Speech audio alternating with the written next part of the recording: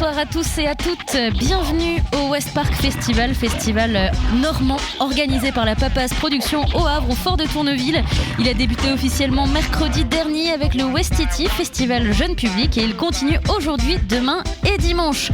Pour ce plateau Ferrarock, pas mal de monde autour de la table. Marine, Adrien, Mathieu, on a aussi Clotilde et Elina qui sont là. Et Louis, on pense aussi à toi qui est arrivé aujourd'hui. Bonsoir à tous et à toutes. Salut. Bonsoir. Salut à tous. Vous allez bien ? Parfait, avec ce soleil du Havre.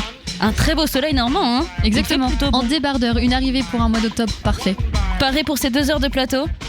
Plus que pareil, surtout après avoir franchi l'épreuve des escaliers on pourra en parler, qui sont mythiques. Ouais, c'est important. Je tenais à le signaler quand même. On va en parler d'ailleurs pendant cette émission de ces fameux escaliers. Alors pendant ce plateau, on va recevoir pas mal de monde, du local, de l'international. Je peux déjà vous parler des Californiens de Bass Drum of Death, la bruxelloise Adauda ou encore le havrais Little Bob. On est en direct du festival West Park sur les radios de la Ferrarock. Mathieu, commençons avec un titre avant d'ailleurs de recevoir nos premiers invités. Tout à fait, on a cité un petit peu la programmation de ce soir, une programmation danse et en même temps généraliste avec on passe du rap au punk en passant par plein de choses très bien. De la chanson, tout à fait, avec Juliette Armanet. Et dans quelques instants, on reçoit le programmateur du festival, le coprogrammateur Étienne, et je sais que lui, son truc, c'est le rap. Il aime bien. Alors on va commencer par écouter Gazo qui sera à l'affiche du festival ce soir. C'est écrit en trop petit, je ne vois pas, 23h40, c'est ça. Gazo avec le titre d'Aïe.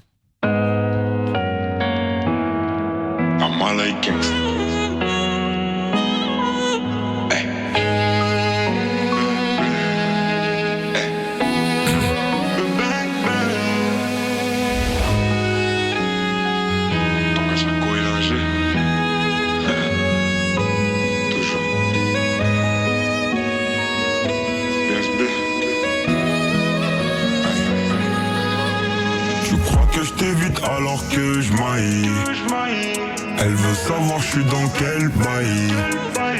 Dis où tu veux qu'on se voie, et je te donnerai ce que tu veux de moi, jusqu'à ce que je taille. Mission, il va falloir que j'y aille, jusqu'à ce que je taille. Elle veut savoir comment que je maille. Nouvelle cargaison, partout je la répands. On achète, on revend, on arrête, on reprend. Nouvelle cargaison, donc partout je la répands. On achète, on revend, on arrête, on reprend.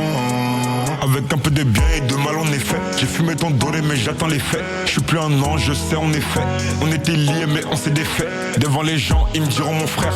Première occasion qu'on sera à me faire. Je me roule un grip pour me calmer les nerfs. Et on se dit ah dans quelques millénaires. Veulent voler mon flow et veulent voler ma zik. Et c'est mes baby des tout petits nous. Pour eux que des baffes et des coups de genoux. T'es ma tête dégaine t'as tout chez nous. C'est Yon qui l'a bipé mon bigot magique. Ton caillou arrive, je suis dans le carrosse. Appelle à Paris des tout petits bouts. Genre baby di bobby di bobby di bou. Tu crois que je t'évite alors que je maille. Elle veut savoir je suis dans quel bail.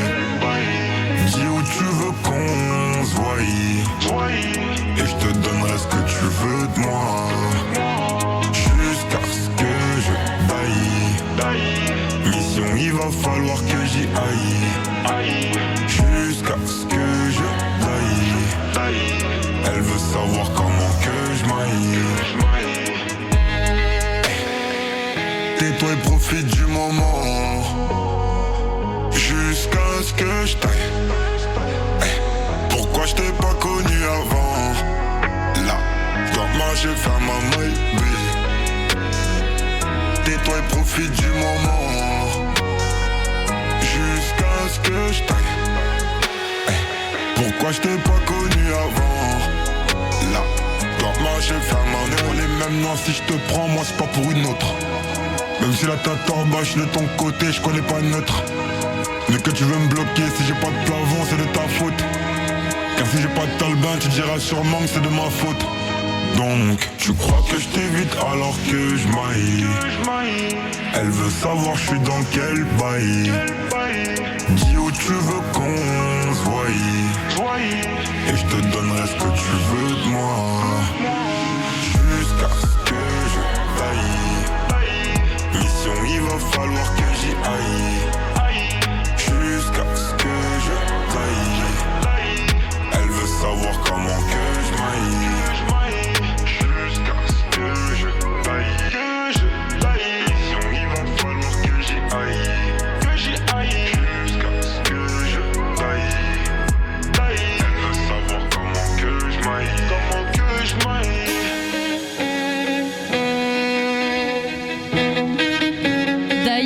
Picasso qui joue ce soir sur le Grand Chapiteau West Park Festival à 23h40. On est en direct des radios Ferrarock au Festival Havrais West Park. Pour en parler, on reçoit Étienne, co-programmateur de ce festival. Bonjour Étienne. Bonjour Westrack, bonjour la Ferra. Ça va, pas trop sur les rotules là, après toutes ces préparations en courant partant aujourd'hui Si, je me suis dit ça hier soir, j'étais déjà fatigué et je me suis dit c'est juste le début. C'est ça, la semaine prochaine ça va être encore plus dur. Le démontage c'est le plus dur. Tu passes d'un truc énorme avec plein de choses, plein d'émulsions et puis tu te retrouves à deux à ranger tout à la fin. Alors on va retourner un petit peu sur l'historique aussi de ce festival et de son évolution. La Papaz Production, ça a été créé dans les années 90. Ça comprend aujourd'hui donc une scène de musique actuelle, le Tetris, qui se trouve ici au Fort de Tourneville, un événement estival autour de l'art numérique Exhibit, une radio locale qui est Westrack et un festival qui lui existe depuis les années 2000, c'est le West Park. Ce dernier, il a pas mal évolué au fil de temps, hein. On a commencé avec des caravanes, pas du tout Havre d'ailleurs, et aujourd'hui on a un site fixe avec 4 scènes. Est-ce qu'on peut parler de l'évolution de ce festival et de ce qu'il est devenu aujourd'hui ? Eh ben effectivement, alors ce qui est intéressant, c'est de voir comment il a évolué et ce qui est resté. Il y a toujours eu cet esprit un peu chapiteau, un petit peu fête foraine. Guinguette, exactement. Et ça, je crois que c'est resté. Alors il y a le côté caravane qu'on a enterré cette année. C'est pas impossible que ça revienne, hein. C'est la 20e édition l'année prochaine. On n'est pas à l'abri d'un retour de caravane. Mais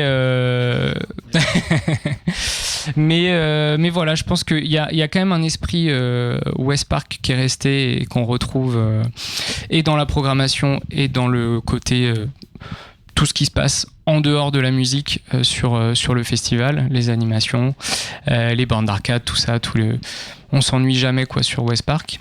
Mais justement, à titre anecdotique, on peut parler un petit peu, on va s'attarder sur cette caravane. Jusqu'à l'année dernière, il est resté une caravane où on avait une programmation 100% locale. Aujourd'hui, cette programmation, elle est au SEM, au lieu où on se trouve aujourd'hui, qui est le centre d'expression musicale du coup du Fort de Tourneville. On peut parler un petit peu de ce qui s'est passé l'année dernière dans cette caravane ? Alors, ça, c'est une caravane, donc ça pouvait accueillir, je sais pas, peut-être une trentaine de personnes. J'ai bien peur que l'année dernière, il y ait eu plus de 30 personnes dans cette caravane, notamment sur un groupe havrais qui s'appelle Celeritas. Qui font de l'Eurodance. De l'Eurodance, tout à fait, qu'on a déjà entendu sur Westrack Radio. Et disons que de l'Eurodance dans une toute petite caravane tard le soir, c'est vite devenu le grand n'importe quoi. Un grand n'importe quoi qu'on ne maîtrisait plus et ça a fait beaucoup de frustrés, mais en même temps ça fait des histoires à raconter, hein. Ça écrit un peu la légende aussi. Mais je crois que la caravane a quand même pas mal souffert de cette situation. On est bien mieux ici, bien mieux installé, dans des meilleures conditions pour les groupes. Elle s'est pris donc un an sabbatique là, une année sabbatique. Ouais, là, la caravane. Elle est partie à la casse, on peut le dire. C'est clair. Du coup aussi, cette nouvelle disposition, le fait d'avoir l'évolution du festival avec des scènes, je pense au Grand Chapiteau, on a la scène du Fort, le Tetris, le SEM aujourd'hui. Est-ce que ça permet aussi peut-être de recevoir des groupes plus conséquents avec des plus grosses scénos et tout ça aussi ? Alors oui et non, je pense qu'on atteint quand même une limite sur le chapiteau de cirque qui malheureusement au niveau hauteur nous limite sur pas mal de scénographie. Ça demande soit des ajustements, soit carrément, malheureusement, des choses qu'on peut pas faire. Donc je pense que si ça continue d'évoluer comme ça niveau scénographie, on devra trouver une autre solution, sachant qu'il faut garder les gens à l'abri puisque c'est le mois d'octobre, même si là, il fait encore 20 degrés et c'est très agréable. Une des premières fois d'ailleurs pour West Park. C'est très inquiétant. C'est très très inquiétant. Mais oui, quand même, le chapiteau a pris une belle... Le Grand Chapiteau est déjà grand, mais quand même j'ai l'impression que les tendances scénographiques continuent d'évoluer, et on sera peut-être limité sur pas mal de choses. Donc voilà. Mais autrement, oui, on peut quand même faire des jolies choses. On va en parler de ces jolies choses. Adrien, du coup, qui est autour de la table avec nous, quand il est arrivé, qu'il a vu la programmation, il s'est fait cette réflexion elle est quand même vachement éclectique. Il y a vraiment plein de choses qui peuvent correspondre à plein de genres et à plein de gens différents. Comment elle s'est composée, cette programmation ? Comment elle est réfléchie ? Je crois que l'éclectisme, il est de rigueur depuis longtemps sur West Park. Moi, ça fait 6 ans que je suis arrivé et j'ai l'impression qu'on garde toujours un petit peu le même schéma de programmation. On commence forcément par viser les têtes d'affiche, puisque c'est le nerf de la guerre et c'est le plus long et le plus dur à négocier. Je peux t'arrêter juste 2 secondes ? Bien sûr. Parce que c'est quelque chose qui m'intéresse beaucoup. C'est par rapport on va pas rentrer dans les budgets, on parle pas de somme, mais donc là tu es en train de nous dire, tu commences par les têtes d'affiche que tu aimerais avoir. Ouais. Pour toi, c'est ça qui va drainer et qui va amener après découler les artistes sur les différentes scènes. Exactement. On parle pas de montant, mais on parle de budget quand même. C'est que c'est des budgets considérables et malheureusement ça donne aussi ce qui va rester pour le reste de la programmation. Donc ça oriente forcément niveau budgétaire, mais oui, c'est quasiment 1 an de travail sur les têtes d'affiche en amont. Donc on pense déjà à l'année prochaine sur les tournées. De toute façon, là on voit des tournées arriver 2023-2024, c'est effrayant. Tu te dis mais en fait on rate aussi des choses, donc on reste à l'affût au maximum. Mais oui, on commence toujours par les têtes d'affiche et aussi, mais pas que. Quand on a des gros coups de cœur et on travaille aussi en amont, voir des choses qu'on n'a pas pu avoir l'année dernière ou celle d'avant et qu'on arrive à avoir cette année. Parce que tu dois être aussi pas mal demandé, je veux dire, on doit t'envoyer certainement beaucoup. Enfin, après, je sais pas, moi n'étant pas de la région, je sais pas si tu es connu ou si tu fais ton travail en sous-marin. En fait, on a aussi une salle de concert toute l'année et les deux travaillent bien ensemble, puisqu'il y a pas mal de propositions qu'on rebascule soit sur Tetris, soit sur West Park. Donc ça rentre aussi en compte. Il y a aussi un côté donnant-donnant avec les tourneurs et les agences, c'est que on fait de l'émergent toute l'année et ce qui nous permet aussi de pouvoir dire est-ce qu'on peut avoir tête d'affiche sur le festival. Je voudrais juste clôturer sur ce côté aussi un petit peu budget, parce que on a eu le Covid qui est passé par là, ce qui a fait aussi augmenter aussi le prix de certains artistes parce qu'ils n'ont pas tourné pendant 2 ans, donc fallait rattraper ces 2 années. En ce moment, il y a aussi l'inflation, l'essence, c'est galère pour les tourbus. Est-ce que ça influence aussi le festival, sa programmation, sa mise en place ? Oui, ça joue quand même pas mal. J'ai pas l'impression que les cachets ont vraiment explosé, mais effectivement, il y a des montants qu'on nous annonce d'entrée qui paraissent complètement délirants. Après, c'est à nous de faire le boulot et de négocier. Mais je pense que les tourbus, là, ça a dû être un vrai problème au niveau carburant, clairement. Du coup, on peut même citer Chaka Ponk qui a dit nous, on arrête, bilan carbone désastreux, on arrête de faire de la musique. Oh. Est-ce qu'il y a d'autres artistes à ta connaissance qui ont pris des décisions aussi dans leur tournée comme ça ? Non, alors il y a eu beaucoup. J'ai vu passer beaucoup d'arrêts de tournée pour raisons plutôt personnelles et d'une charge. Burn-out. Ouais, burn-out, exactement. Et ça m'a quand même assez marqué. Chaka Ponk, ils font bien ce qu'ils veulent. Voilà, ils font quand même 2 ans de tournée pour terminer. C'est histoire de dire au revoir, voilà. Et tant qu'elle est, de toute façon, tout est niqué, autant tout qu'on continue. Ouais, foutu pour foutu, allez, 2 ans de plus. On va revenir à notre programmation. On a 4 scènes, on l'a dit, et ces 4 scènes aussi qui sont quand même un peu teintées, c'est-à-dire qu'on va avoir le grand chapiteau avec une programmation, on va dire populaire, assez grand public. Sur la scène du Fort, on est sur de l'émergence. Assez prononcé, hein. On peut citer Kelika, Lewis Hoffman qui sortent leur tout premier album. On a le Tetris qui a cette particularité de rester une scène assez rock pendant le festival, et le SEM 100% local. Alors tu disais tout à l'heure que tu commençais par réfléchir sur tes têtes d'affiche. Comment tu fais après quand même pour répartir tout le monde et se dire on va rester sur des esthétiques un petit peu quand même Alors il y a 2 choses. Déjà, je pense que les 2 soirées se répondent assez bien en termes d'artistique. Et c'est vrai, du coup, ce que tu disais sur quand on a des propositions rock, je pense à Baz Drum of Death, des tournées internationales comme ça, on avait du mal à l'imaginer ailleurs que dans le Tetris, puisqu'il y a cette habitude maintenant d'avoir le rock dans le Tetris. Il y a quand même ce que j'aime bien, c'est justement le fait de pouvoir avoir un cheminement sur le site du festival et d'être venu voir une tête d'affiche et puis de se balader et puis en fait de tomber sur la scène du fort. Tu fais aussi le chemin des festivaliers en plus de la programmation. Mais j'apprends, t'es multitâche. Alors okay. Je bossais chez Ikea avant et puis on faisait tu sais, le parcours. C'est toi, d'accord. Même modèle. Mais on essaye déjà de se dire que potentiellement on peut voir un peu de tout. Voir tous les groupes un petit peu chaque, mais l'idée c'est de pouvoir aussi bousculer un petit peu les découvertes alors ce qui n'a pas été le cas l'année dernière parce qu'il y a quand même pas mal de têtes d'affiche sur la scène du fort. Là c'est un petit peu plus équilibré, mais qu'on puisse être venu voir une tête d'affiche, c'est le but, et de pouvoir en se baladant tomber sur la scène du fort et puis prendre une grosse claque sur un groupe qui joue. Qu'est-ce que tu attends, toi, particulièrement, si tu étais festivalier sur ce festival que tu n'aurais pas programmé, qu'est-ce que tu as vraiment envie de voir ce soir et demain ? Outre Gazo. C'est pas facile parce que je sais exactement ce que les gens vont voir puisqu'on a à peu près déjà tout vu sur scène et alors Gazo, mais Gazo, parlons-en puisque donc effectivement j'aime le rap, mais tous les concerts de rap ne sont pas bons.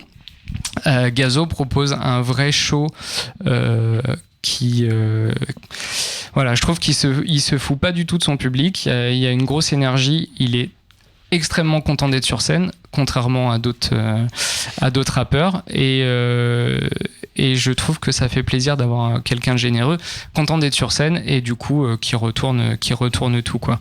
Et ça il y a pas toujours ça dans le rap, et donc je l'ai vu 2 fois et les 2 fois c'était super, et ce soir ça sera encore mieux. Donc Gazo pour le rap. Après dans les découvertes, on va plutôt parler des découvertes puisque le reste je pense que les gens connaissent, mais je pense notamment à Ada Oda. Les petits Belges qui chantent en italien. Rien que ça. Rien que ce pitch-là. Moi, je découvre ce groupe parce qu'il y a beaucoup de belgo-italiens et encore plus à Bruxelles. Donc, je me fais un plaisir de les voir. Mais ils ont des origines italiennes. Elle est sicilienne. Elle, oui. Ah, okay, d'accord. Les autres sont 100% belges. Nous les recevrons d'ailleurs dans une douzaine de minutes. On pourra leur poser toutes ces questions. Exactement. Tout à fait. Je voulais leur faire une dégustation de bière, mais bon, j'ai pas pu avec moi, je suis désolé. Donc tu n'as pas passé la sécurité. On va entendre un petit peu de Ada Oda. C'est prévu. Exactement. Voilà. Super. Donc ça, très chouette. Lewis Hoffman aussi. C'est vrai que tout est bien, quoi. Tout est bien, mais globalement, sans connaître et en passant par la scène du fort, on risque pas d'être déçu. C'est que des bons shows. Si je peux juste rajouter un petit truc, parce qu'on parle de têtes d'affiche, mais c'est pas des têtes d'affiche tapageuses. Enfin, c'est pas des gros noms qui vont. C'est quand même, même si Taducé Lassou qui est connu internationalement et c'est pas Putassier, tu vois, c'est pas. Je trouve que l'équilibre il est quand même un peu. On est beaucoup dans la découverte et un peu dans un pas underground, mais on n'est pas sur des artistes totalement mainstream. C'est ce que j'ai l'impression.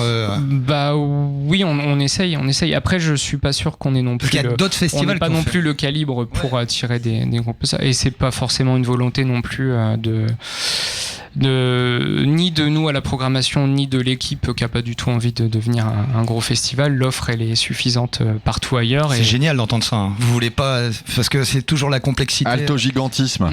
Voilà. Non, mais faisons de la qualité plutôt que de la quantité. Hein, non, mais il faut que ce soit travail d'orfèvre, d'artisan. Je sais pas combien on fait de concerts à l'année, mais je dirais une centaine, et c'est déjà assez lourd de porter un festival en complément. Donc si c'était encore un plus gros festival, je suis pas sûr qu'on pourrait. Et puis il faut que ça soit logique par rapport à notre projet associatif et notre projet artistique qu'on défend à l'année. Donc voilà.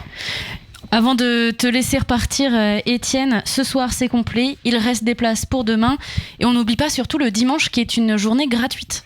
100% gratuit. Là il reste 100% des tickets pour le dimanche, il n'y a pas de problème.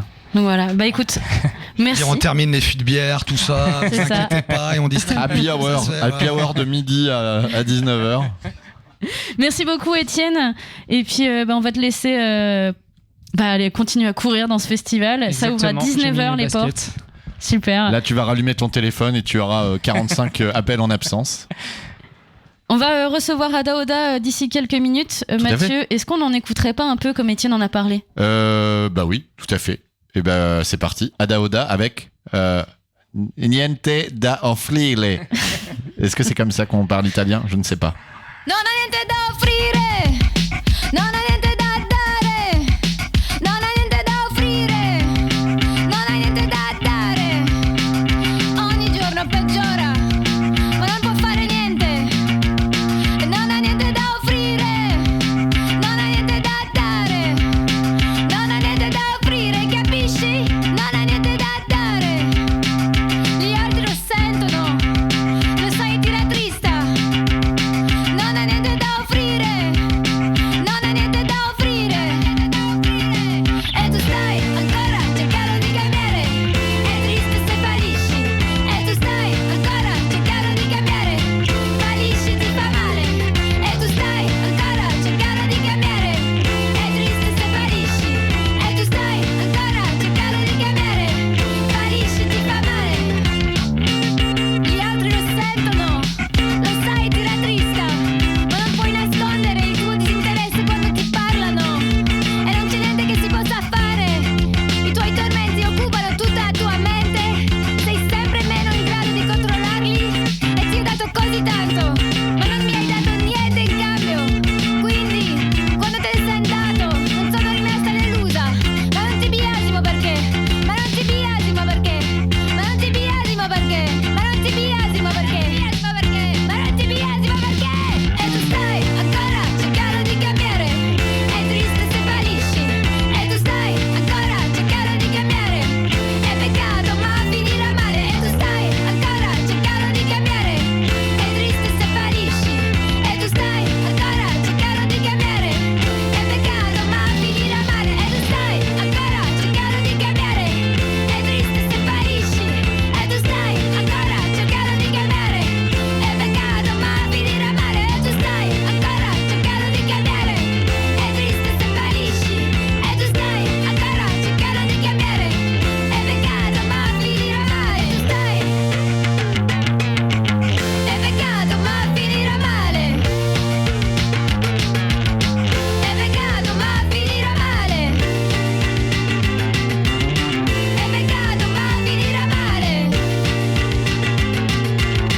È peccato ma finirà male.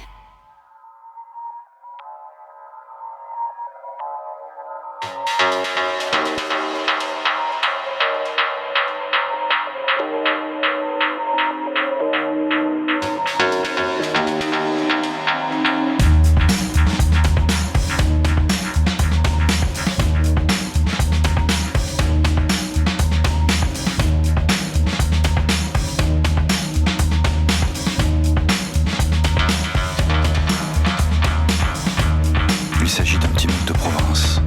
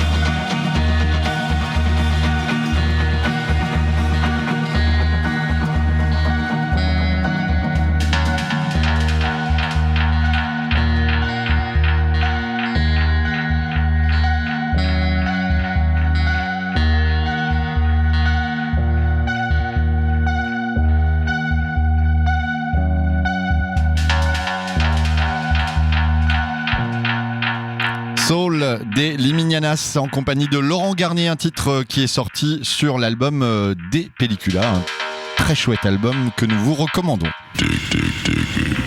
Vous êtes toujours en direct du West Park Festival, festival normand au Fort de Tourneville au Havre, un festival organisé par la Papas Productions, plateau Ferrarock jusqu'à 19h. Il joue ce soir sur la scène du Fort. Ada Oda nous rejoint sur le plateau et pour les recevoir, laissons place à Marine de Radioactive. Et bonjour déjà, Ada Oda.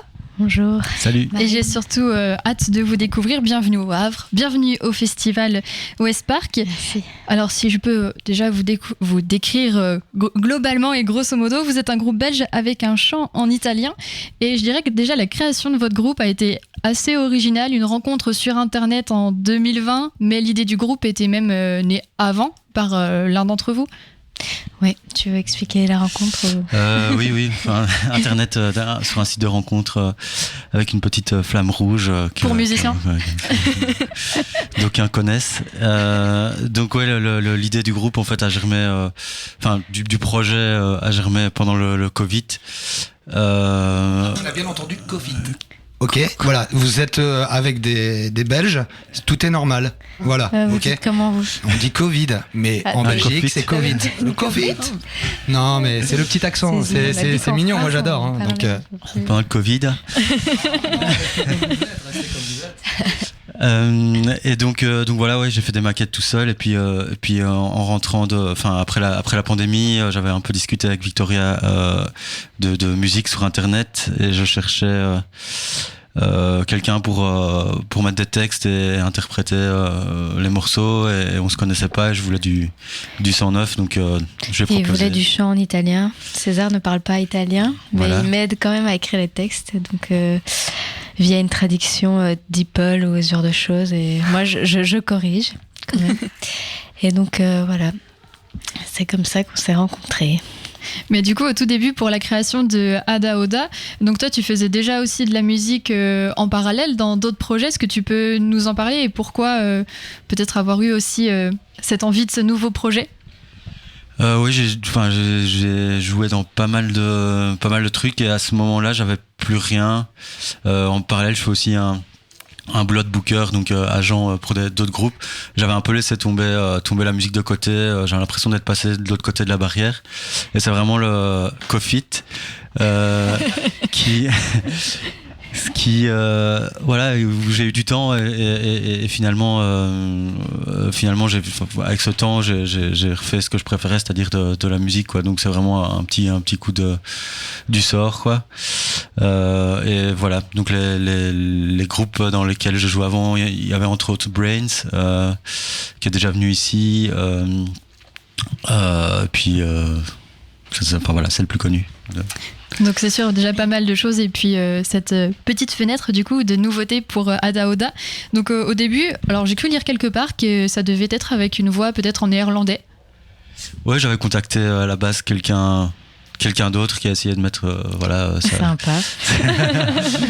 J'étais pas au courant. Je rigole, je savais. À chaque fois elle fait le coup. Le spectacle a bien rodé. Ouais, donc voilà, et puis ça n'a pas marché et Victoria est la deuxième personne à qui je me suis adressé. Et au tout début, c'était quoi l'idée avec Ada Oda et de partager justement ça, et pourquoi avoir, je sais pas, ce côté de la langue qui est vraiment spécifique en fait dans votre projet ? Peut-être de partager certaines choses ? Tu veux dire qu'est-ce qu'on a envie de partager avec le fait de chanter en italien Ou généralement, avec la création d'Ada Oda, ce que vous avez voulu transmettre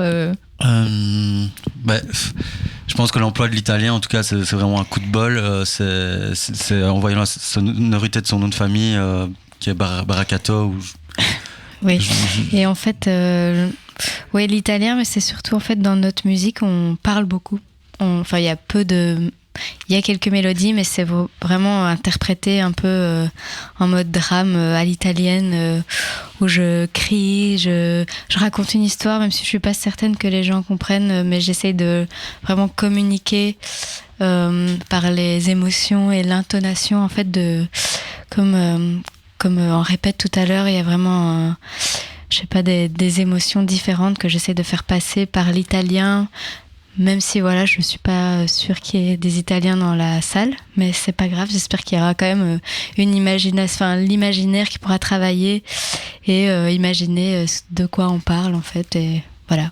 Mais comme avec beaucoup de musique, et c'est clairement ce qui m'a marqué la première fois que je vous ai entendu, écouté, c'est que justement, certes, il y a le chant en italien, mais c'est aussi quelque chose qui est assez rythmé en fait, et la voix est presque un instrument à elle-même, et la langue du coup.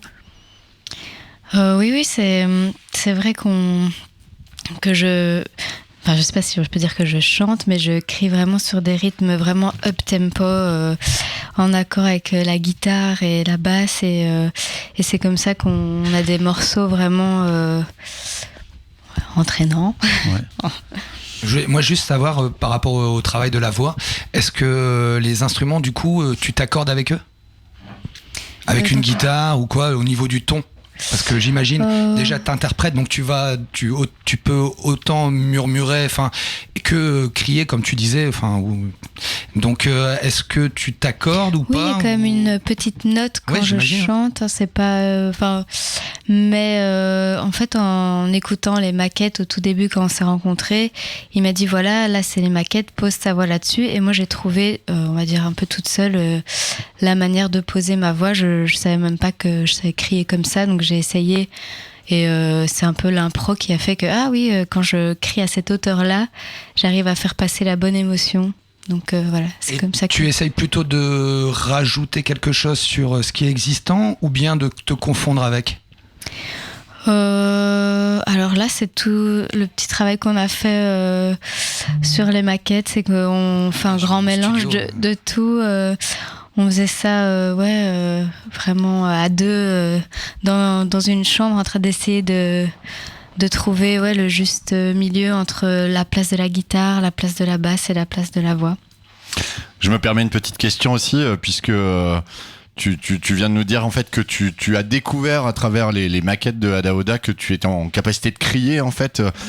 T'avais déjà eu d'autres projets artistiques avant, ou c'est un peu genre cette occasion qui t'est dit bah tiens moi aussi en fait je peux chanter. C'est ça qui est assez surprenant pour moi, c'est que c'est la première fois que je me retrouve vraiment sur scène ou dans un projet musical.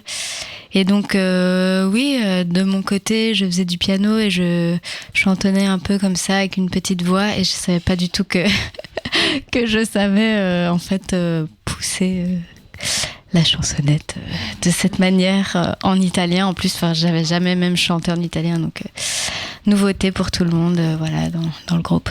Et du coup, c'est quoi ton rapport à l'italien si par exemple tu chantais pas en italien ? Pourquoi on a choisi... C'est une langue que tu utilises Oui, en fait, c'est plus ou moins ma deuxième langue, on va dire. J'ai commencé à apprendre l'italien quand j'avais 8 ans, donc je le parle plus ou moins bien. Et vu que je suis à moitié italienne, en fait, c'était plus évident que l'anglais. On n'avait pas envie de faire de l'anglais ou du français, donc pour nous, la nouveauté, c'était d'essayer en italien et trouver ça original. Donc, et moi, ça me faisait plaisir de parler à mes origines, donc voilà. Trop classique l'anglais et le français. Trop. Has-been. Has-been. Est-ce que justement à Bruxelles, ou pour la création de votre groupe et de ce projet, vous avez été accompagné en particulier, ou vous avez tout fait tout seul ? On a fait tout de manière super artisanale dès le début, mais on a quelques-uns juste moi en fait, mais à travailler dans... Tu peux te vous voyer dans le milieu de la musique, donc assez vite quand j'ai envoyé les premières maquettes, on a eu des échos assez rapides de structures qui étaient prêtes à nous accompagner comme des labels, et une agence de booking pour laquelle je travaille, donc c'est moi qui nous auto-book. Facile. Donc ça, c'était pour votre accompagnement. Donc le début, c'était plutôt 2020. Maintenant, on arrive quand même un petit peu justement à la scène et tout ça. Et votre album qui sort bientôt, le 25 novembre, si la date est exacte. Est-ce qu'on va avoir justement pas mal de surprises là sur scène ? Parce que je crois qu'il n'y a que 2 titres qui sont déjà sortis et disponibles à l'écoute. Oui, c'est ça. Pour l'instant, on a sorti 2 titres. On en a combien en tout Plein. 12, 13, 14 Ouais, 12, 13. On joue quasi la totalité de l'album sur scène. Plus de nouvelles choses qu'on a dû composer en urgence pour pouvoir jouer plus de 30 minutes parce que les morceaux sont assez courts, quoi. Donc voilà, quand on se retrouve dans un festival comme West Park où on doit jouer 45 minutes, on bosse un peu et on a réussi fait de nouvelles choses. C'est vrai que ça change aussi de faire, de travailler pour le studio et peut-être des choses que vous voulez exprimer pour les avoir dans un format, je dirais figé. Un album, on ne peut pas le retravailler après. Mm-hmm. Et puis au final, de le travailler sur scène, ça change aussi un petit peu la manière de créer pour vous. Ouais. En tout cas, on a je sais bien que l'album sonne vachement différemment de la scène. Il y a plus un côté boîte à rythme, guitare en DI assez lo-fi sur album, et il y a plus un côté vrai groupe de rock sur scène. Donc c'est une manière d'aborder les morceaux un peu différente, mais c'est intéressant de pouvoir faire les deux. Donc on sait déjà qu'on n'aura pas un copier-coller de l'album et qu'on aura quand même des surprises. Ouais. Je me permets une petite question puisque là vous avez créé quelques petites nouveautés, alors peut-être des nouveaux titres qui ne paraîtront pas sur l'album. Il n'y a pas eu d'idée de reprise, d'adaptation un peu de choses. Enfin, je pense à ça parce que j'ai appris Alors moi j'ai appris cette semaine le décès de Franco Gatti. Alors je ne sais pas si ça vous parle, mais un chanteur italien très célèbre qui faisait partie du groupe Ricci et Poveri avec le titre Sarà perché ti amo. Il est décédé cette semaine. Super, t'es en train de péter le moral de tout le monde, Mathieu. Et je me dis que ça aurait pu être une petite reprise de Sarà perché ti amo. Voilà. Sarà perché ti amo. En version Ada Oda, en version Ada Oda, ça aurait pu être un hommage sympathique. Ils penser. Voilà, ils vont y penser maintenant, à peine quelques heures avant le show. Super. Ça se programme vite, non? Bon. Voilà, c'était juste ma petite brève actu. Breaking news. Merci Mathieu. Eh bien, on peut justement. Voilà, j'ai cassé l'ambiance, moi. Voilà, on était parti déjà sur le concert de ce soir, mais moi justement, toujours en me projetant sur le concert de ce soir qui a lieu au Havre dans le cadre du festival West Park. Là, vous êtes 2 à nous parler. Peut-être que vous vous identifiez aussi comme un duo sur scène. Vous êtes aussi 2. Non, c'est vrai que au début du projet, on hésitait à tout faire à 2 et être à 2 sur scène. Puis on s'est dit que on allait s'ennuyer ensemble. Mais vous sortez ensemble ou pas là? Je me pose la question depuis le début. Non, c'est ça qui est rigolo, c'est que on s'est rencontrés sur un site de rencontre, mais juste pour créer un groupe de rock. Voilà. Et ils ont rencontré tous les autres musiciens et musiciennes aussi sur l'appli de rencontre. C'est ça qu'il faut. D'accord. Mais il faudra me donner les coordonnées de ce site de rencontre. Ça peut être pratique. Ça a l'air. Mais en tout, donc on est 5 et l'ambiance, même en tournée et tout, à 5, ça n'a rien à voir. Donc pour nous, le groupe existe à 5 et pas à 2, voilà. Eh bien super, on va pouvoir découvrir tout ça ce soir à 22h50 à la scène du Fort au Havre pour le festival West Park. Bienvenue à vous, je pense qu'on peut vous souhaiter un très bon concert ce soir et surtout à ce soir. À ce soir. Merci Ada Oda, merci Marine. Mathieu, on va pouvoir parler de locaux d'ici quelques instants. Little Bob Blues Bastards devrait arriver aussi sur le plateau. Ils vont jouer sur la scène du Tetris ce soir. Je propose qu'on se fasse une petite mise en bouche en écoutant un petit peu ce qu'ils nous proposent. Tout à fait. We Need Hope, titre issu du dernier album en date de Little Bob. Si j'ai bien suivi, c'est peut-être son 18e album. Le premier date de 1976. Bon, je commence pas l'interview avant qu'il soit là. On ne l'a pas encore vu apparaître. J'espère qu'il sera là avant 2 minutes 59. Little Bob, en tout cas, il arrive. Pour la première fois sur la scène du West Park Festival, 19e édition quand même. C'est un juste retour aux sources, c'est normal.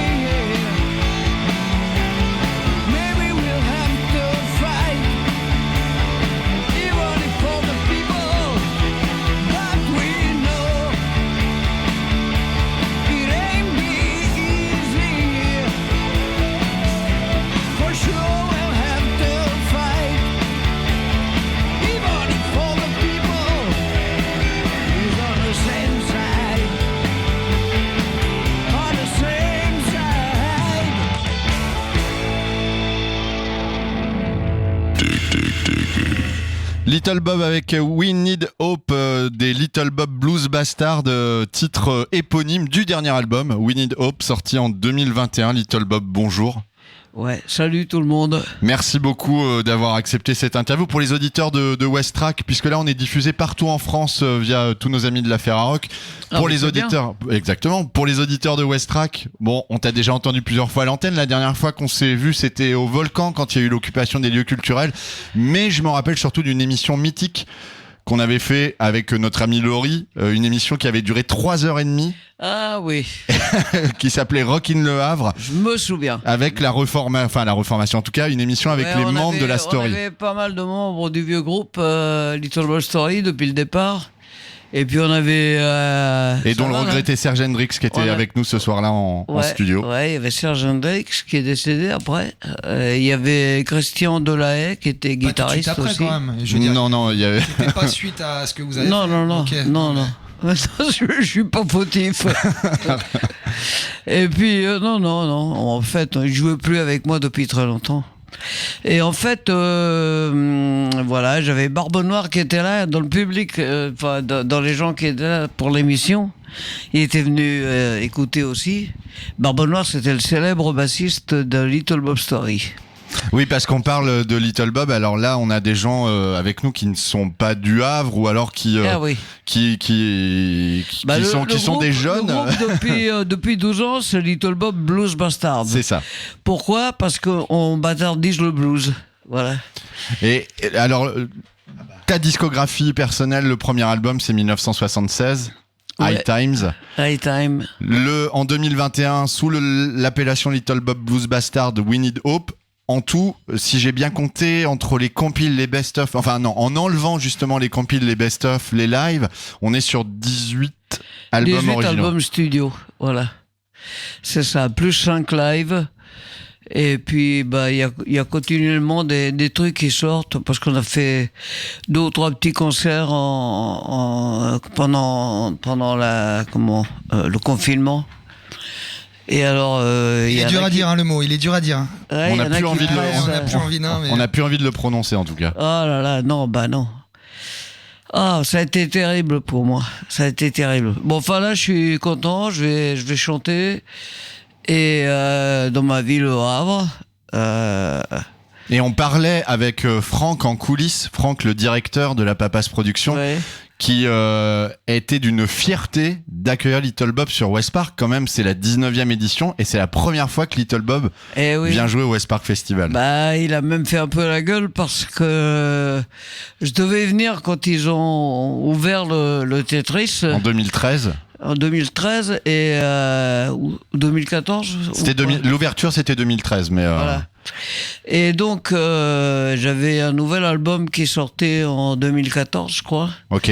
Et il voulait que je vienne faire la première là. Et puis, moi, en même temps que cette date-là, j'étais pris pour faire les 24 heures du Mans. Ok. Donc, je pouvais pas. On l'a fait quelques mois après. C'était sympa. Bon. Je reviens un petit peu sur l'histoire de Little Bob, mais j'ai lu assidûment une biographie qui est sortie en 2010 que tu as coécrit avec Christian Eudelin, si je ne dis pas de bêtises. C'est moi qui l'ai écrit. C'est toi qui l'ai écrit, d'accord. Et en fait, lui, il a corrigé. Au départ, il avait écrit en premier, et puis. Et ça te convenait pas ? Ça me convenait pas parce que en fait, il me faisait parler comme un pecno. Et bon, c'est vrai qu'on a l'accent ici, on a un petit peu. Moi, je viens du Nord, j'ai pas l'impression que vous ayez un accent pour l'instant. Il n'y a rien qui me choque. Il y a eu le Covid de nos amis belges, mais ça s'arrête là. Il utilisait, tu sais, tous les petits mots qu'on utilise ici. Et moi, ça me collait pas du tout. Merde, écrit en français. Donc, j'ai repris le truc et j'ai réécrit. Ma petite femme tapait le truc et puis elle lui envoyait, voilà. Il y a un passage dans ce livre où j'ai l'impression que tu émets quelques regrets de ne pas avoir été peut-être assez présent au Havre à une certaine époque, la grande époque vraiment de la Story où vous étiez beaucoup en tournée, de ne pas avoir vu la scène locale se développer, de pas peut-être avoir pu aider certains groupes à se développer. Ouais. Pourtant, quand je lis l'histoire et notamment tous les musiciens qui sont passés, j'ai l'impression que tous les rockers du Havre ont joué à un moment ou à un autre avec Little Bob au sein de ta formation. Donc quelque part, j'ai l'impression que t'en as joué avec moi. Non mais entre les Dominique Comon, les Serge Hendrix, enfin tout le monde a eu un petit passage à un moment donné dans la story, et que finalement j'ai l'impression que t'as mis le pied à l'étrier à une scène. On tournait tellement au départ. Dès novembre 75, on a fait 12 concerts, un tous les jours, en Grande-Bretagne. Tu vois ? Pas à Londres. Et c'est une agence galloise qui nous avait pris et qui nous avait fait faire ces 12 concerts dans des clubs, dans des pubs, enfin, tu vois. C'était la première fois que vous partiez en tournée ? Oui. Ah, c'est beau. Première tournée en Angleterre, 12 dates. 12 dates d'affilée. Royal, le pays du rock un peu aussi. Quand même. Évidemment. Et puis, mais ça nous a servi parce un Anglais nous a entendu parler de ça. Il était venu nous voir jouer à Paris pour un petit festival et il a appelé notre management à l'époque, qui était le management de Ange, le groupe Ange. Jean-Claude Pognon, qui était leur manager, et il lui a dit qui a cartonné aussi, Ange, je veux dire. Ange, ça vend encore. Oui, bien sûr, c'est fou. Ouais. 30 ans. Et donc évidemment, il a dit oui tout de suite. Et ce type sympa qui s'appelle Martin. Et Martin a été après nous. Il a travaillé avec les Undertones, il a travaillé avec, il a même travaillé avec les Kings pour vendre le merchandising. Et ensuite, il a travaillé pour Toto. Et Toto, ils lui ont demandé de devenir leur manager. Mais nous, on a travaillé 4 ans avec lui.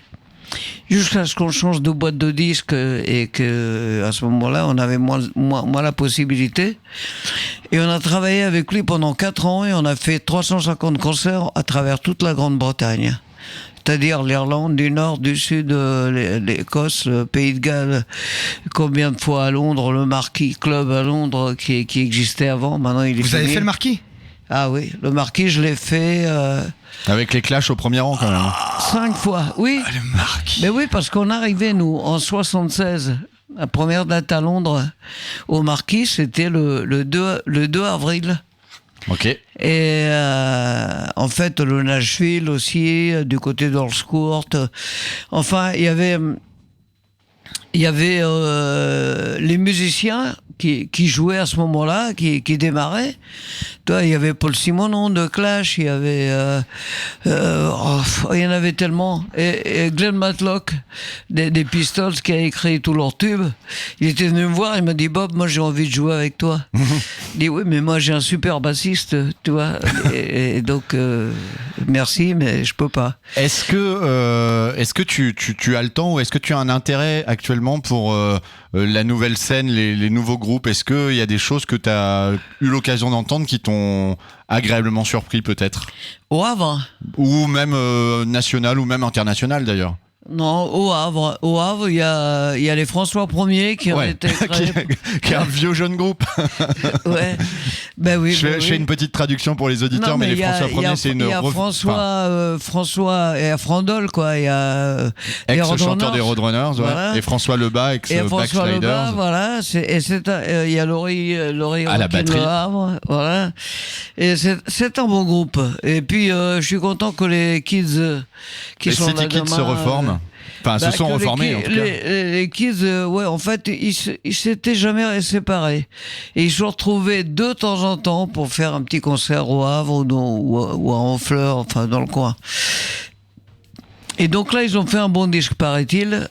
Enregistré par Dominique Blanc-Franca. Voilà. Et donc, ils jouent là demain. Au Tetris. Pour terminer, on va parler un petit peu de We Need Hope, qui a déjà plus d'1 an, qui est sorti, je me souviens, vers le mois de mars. Il est sorti en avril. En avril. Et je trouve que pour une fois, il y a eu une très très belle presse Enfin, il y a eu les Télérama, les Libé, tout ça qu'on enfin. Il y a eu tout. Il y a même Paris Match qui est venu à la maison me faire une interview. Mais ça, c'est un truc de fou, ça. Ah, il y avait le Figaro, il y avait le Parisien évidemment. Ça doit il y avait toute la presse sauf Rock and Folk. Ah. Depuis que Manœuvre est parti de Rock and Folk, ils sont beaucoup moins rock and roll. Ils ont plus votre contact. Non, non, ils ont plus le contact. Et juste pour finir sur cet album, effectivement, moi j'ai trouvé ça. J'ai vu quelques titres de presse qui disaient. On se replace dans le contexte, on est après la mort de Johnny Hallyday. J'ai vu des articles qui disaient Little Bob, le dernier rocker français, alors que en fait c'est le premier. Ça restera toujours le premier. Oui, mais il faut dire que je n'ai pas envie de dire quoi que ce soit sur Johnny Hallyday, mais quand même, Hallyday, c'était pas du rock'n'roll, faut pas déconner. On est d'accord, mais c'est effectivement, ça reste ancré un peu la référence du rock en France. C'est vrai que. Mais oui, mais pour par rapport aux Anglo-Saxons, on n'est pas. Et puis de toute façon, je m'en fous, quoi. Mais, puis chacun a sa place, chacun fait après son truc. Et puis après, c'est aux gens de. Mais quand il était décédé, j'avais la sortie de l'album précédent et les radios, Sud Radio, je me rappelle le type de Sud Radio qui me dit Johnny est mort, qu'est-ce que vous en pensez? Je dis putain, il est mort, foutez-lui la paix. Bah déjà. Hein, il est plus là pour nous entendre, donc laissez tomber. Voilà. Et puis j'avais rien du tout contre Johnny Hallyday. Rien pour peut-être non plus. Et rien pour non plus, voilà. Little Bob. Mais moi j'ai mon groupe. C'était Little Bob Story. Après ça a été Little Bob tout seul, avec quand même certains des musiciens qui sont là. Les musiciens qui jouent avec moi, Gilles Mallet. Ça fait 40 ans qu'il joue avec moi et je jouais dans Little Bob Story depuis 82, tu vois. 81 même. Tout de suite enregistrement à Londres de l'album Beckentart. Il y a Bertrand Coulomb, le contrebassiste, qui joue avec moi depuis 32 ans. C'est un contrebassiste de jazz et il joue comme un dieu. Hein. Gilou, c'est le riffer. C'est certainement pas le guitariste qui en met partout. Voilà. Et puis le clavier, il a joué avec moi pendant 25 ans. Donc, j'ai l'impression que c'est une équipe de super-héros. Bah ouais. C'est exactement. Et c'est une famille. Et bah merci. C'est comme une famille, quoi. Merci beaucoup Little Bob. À 20h30 sur la scène du Fort, sur la scène du Tetris, pardon. Ouais. Merci beaucoup. On se revoit très très bientôt. On a d'autres artistes qui arrivent dans quelques instants. Ça va être encore un concert survitaminé. C'est cool. Bon après-midi, bon courage. À tout à l'heure. On voit nous encore, les gens. Mais tu bien leur dis sûr. de temps en temps. Mais t'inquiète, ils vont arriver. Il y a pas de souci. Tu peux leur passer Winnie Dope. Winnie Dope, on a tous besoin d'espoir. Ça, c'est bien vrai. Merci beaucoup, Little Bob. Salut tout le monde.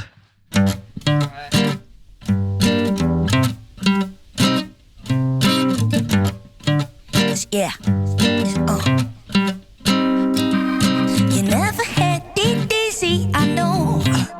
But I still remember you and what we used to say. So I say, this is my song for you, my friend. You can only see that I can hardly let things go. No, oh yeah. So listen to the sound of my voice. You better send him all my love. He's giving me no choice. No, no, no. Listen to the sound that he boys. A ragamuffin is a freedom fighter. He's handling choice, and I know that. Dear ragamuffin is a one-off friend. What you see is what you really did in the end. But what you ever gonna do, I don't know. Dear ragamuffin, shall I not fall it down? 'Cause he is the wisdom of a not to fool around. But why don't you be good and see on the ground? Yes. You never had it easy, I know. But I still remember you and what we used to have. So I say, this is my song for you, my friend. You can only see that I will never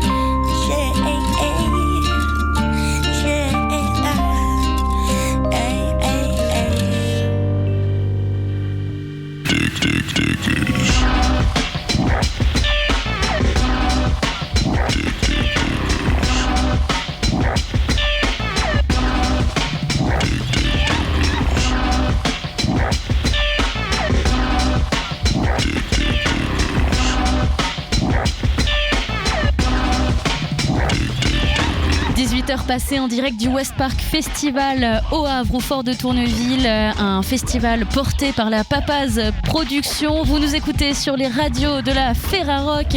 C'est Tiffaine avec vous, une super équipe autour de la table aujourd'hui. On a Mathieu, on a Adrien, Marine, Louis et Clotilde et Elina de la Ferrarock qui sont aussi avec nous. On pense à Vincent qui nous prend aussi en photo depuis le début du plateau. Le West Park, c'est quoi ? Eh bien, c'est un festival qui a débuté mercredi dernier avec le Wastiti, qui est un festival jeune public. On a des ateliers, on a des spectacles, il y a même des concerts de rock.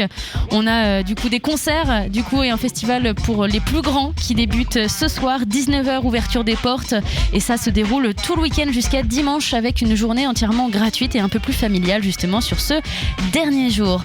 Nos prochains invités sont peut-être en chemin, qui sait.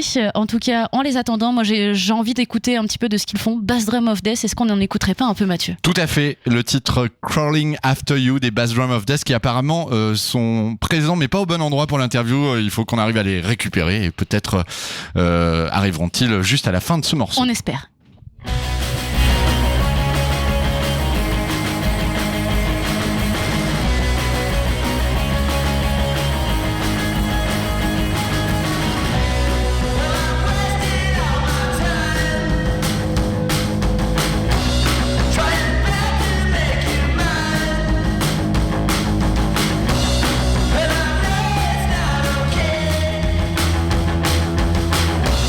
I can't find a perfect life.